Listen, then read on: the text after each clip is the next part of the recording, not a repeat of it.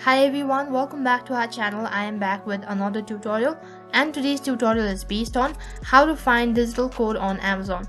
So I'll be guiding you throughout this video. All you have to do is follow the instruction as guided. First of all, open up your web browser, and once you open up your web browser, on the search box you'll have to type in the link, that is www.amazon.com. You can also find the link on my description box below, and after that make sure that you're logged into your account. And once you're logged into your account, this is what the interface is going to look like.